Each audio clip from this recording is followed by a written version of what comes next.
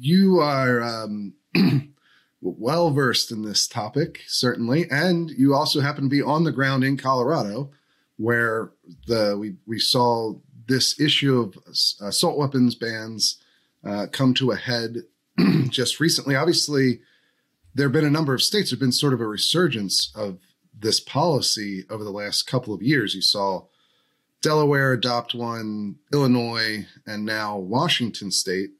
For the first time there's really like a 20-year gap between when these policies were adopted, because initially it was back in the late 90s. You saw a string of states adopting them, and the federal government adopted one as well. And then there really weren't any for a long time. And now we're seeing these come up again in sort of the post-Bruin world, which is fascinating. But in Colorado, at the same time, you saw a couple of blue states reject this, Colorado being among them. There was also New Mexico, Michigan. What was from your estimation, from following this process, what were the reasons in Colorado why this didn't take hold? The biggest reason, I'd say, was Governor Polis, who's in a Democrat who's in his second term as governor, didn't want it. And Jared Polis is he would definitely call himself a progressive Democrat.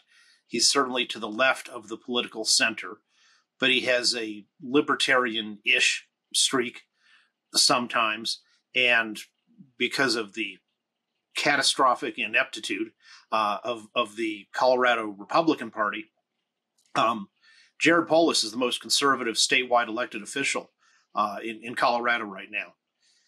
And he made it clear he didn't want to do this, and he gave the gun prevention people lots of other things they could do, which he will sign. And so and he's been doing that for a while, but he's the reason why there's no assault weapon, so-called, ban in Colorado right now. Right. Yeah. I mean, I guess we should get into real quick, assault weapon. The term itself is a very nebulous term, right? It really varies what it means depending on what state you look at or what policy is being proposed. Usually it's, there's obvious targets of these sorts of laws, which are, AR-15, AK-47s, but they obviously go well beyond that and try to sort of capture a number of firearms based on really, I guess, cosmetic features, right? That's the common critique, at least, of these policies. Well, yeah, I mean, the features are important, and not merely, I mean, the fact that a gun is black rather than brown, that would be cosmetic. But the features they want to ban are all things that make guns safer and more accurate. But there's a broader point to this. And I've been obviously involved in the Second Amendment issue since 1989. And as I detail in an article in a few years ago in the Penn Regulatory Review from the University of Pennsylvania Law School, if you look at the assault weapon bills over the years, there is no consistency between them. In fact, literally every type of firearm, and actually a lot of air guns, have been described as assault weapons in various bills that are produced. So it is a meaningless epithet, and its only purpose is to ban as many guns as possible based on the political circumstances of any particular jurisdiction at the time. So what did the Colorado proposal look to ban? Well, one of the things they would ban is any gun that has a threaded barrel. And as you know, a threaded barrel is used to attach, most of all, a sound suppressor, which is great for everybody. They're obviously highly regulated. It takes a $200 tax and months of paperwork from the ATF to buy one. But once you get one, it reduces the sound of a firearm by about 30 decibels. So if you're looking at, say, a standard 9mm handgun, that takes it down from about 160, which is the level of an airplane engine, all the way down to 130, which is the level of a jackhammer. And that is quieter. It doesn't make it silent at all. So the word silencer is a real misnomer. But it helps to protect hearing. You'd still want to have hearing protection on top of having a sound suppressor. And it's also better, for everybody else, because then there's less noise escaping, say, from a shooting range, which, sometimes bother the people who decided to build a house next to a shooting range and then are all surprised when it gets loud there sometimes.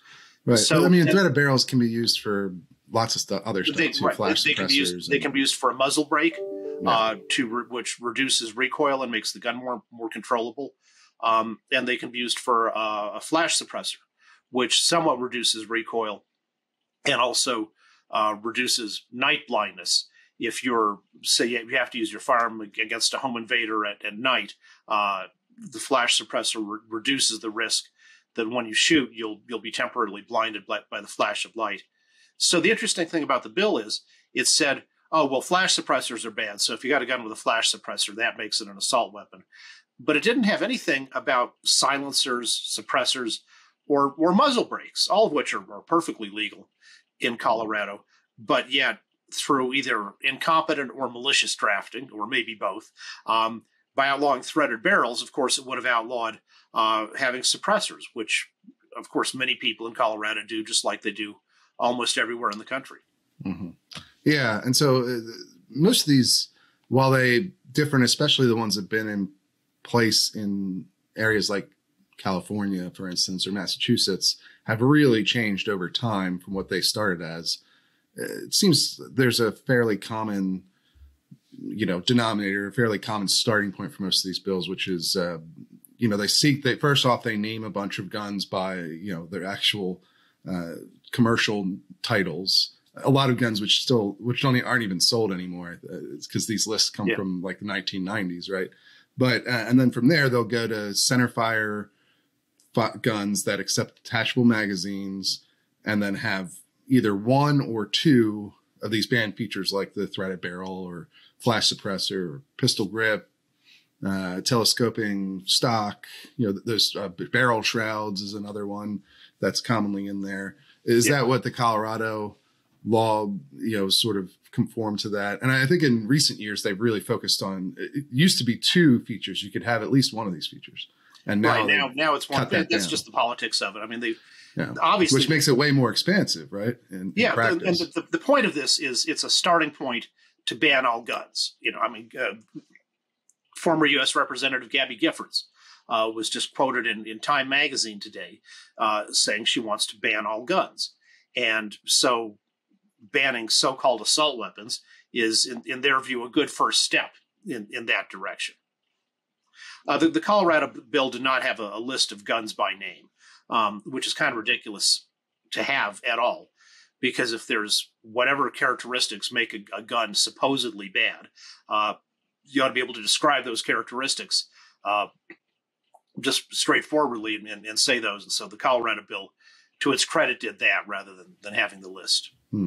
But yeah, I mean, obviously proponents of these bills or gun control advocates generally claim that, they'll say that they don't want to ban all guns. They just want to ban these ones because they find them particularly dangerous, or they're used and they show up in high profile mass shootings. And you're saying you don't believe what they say publicly, and you think no, of course not. And they're well, and in Colorado, they're not so much saying that anymore. We now have a gun violence prevention caucus. They call themselves, although they could just make it simpler by calling it gun prevention. And when I see these people introducing their bills in the legislature, they're never saying, this is just, I respect the Second Amendment. People have a right to arms for self-defense and for recreation. And so we're just having these, this particular narrow control to deal with that. No, they open up with saying how bad guns are in general, how terrible it is that more people are buying guns, and never have a decent word to say about guns or gun ownership at all.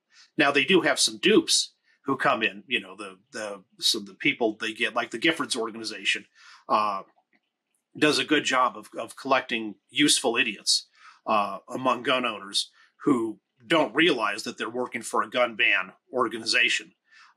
And they'll come in and sometimes say, nobody needs an assault weapon. I use a shotgun for self-defense, and that's good enough for me. and that may be fine for that particular guy because you're some, big full-sized adult male.